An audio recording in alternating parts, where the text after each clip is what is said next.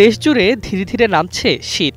ইতোমধ্যে দেশের উত্তরাঞ্চলের রাজশাহী, চাঁপাইনবাবগঞ্জ, রংপুর, দিনাজপুর, ঠাকুরগাঁও, পঞ্চগড় ও নীলফামারী অঞ্চলে ভোরের হালকা ঠান্ডায় মানুষ কাঁথা গায়ে নিচ্ছে। আবহাওয়া অফিস বলছে, চলতি সপ্তাহের শেষ দিক থেকেই দেশের অধিকাংশ অঞ্চলে তাপমাত্রা দ্রুত কমতে শুরু করবে।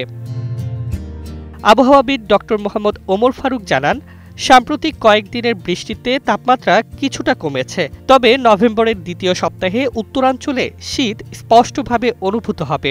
ডিসেম্বরের প্রথমার্ধে রাজধানী ঢাকা সহ মধ্য ও দক্ষিণাঞ্চলেও শীতের প্রকোপ বাড়বে বলে জানিয়েছেন তিনি।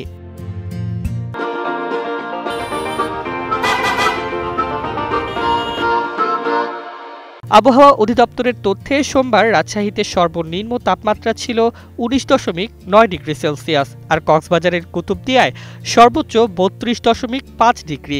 দীর্ঘমেয়াদী পূর্বাভাস অনুযায়ী এবার শীত মৌসুমে ১০টি শৈত্যপ্রবাহ বয়ে যেতে পারে, যার মধ্যে ৩টি হতে পারে তীব্র আকারের।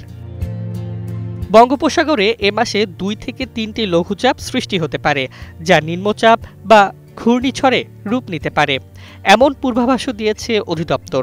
এর প্রভাবে নভেম্বরেই শীতের আভাস আরও বাড়বে বলে ধারণা করা হচ্ছে। বিশেষজ্ঞরা বলছেন, এবছর শীত স্বাভাবিকের তুলনায় কিছুটা দীর্ঘ ও শীতল হতে পারে। ডিসেম্বর থেকে জানুয়ারি পর্যন্ত দেশের বিভিন্ন অঞ্চলে মাঝারি থেকে তীব্র শৈত্যপ্রবাহের আশঙ্কা রয়েছে, অর্থাৎ শীতের আগমন ঘণ্টা এখন বাজতে শুরু করেছে। প্রকৃতি দিচ্ছে ঠান্ডার হাতছানি।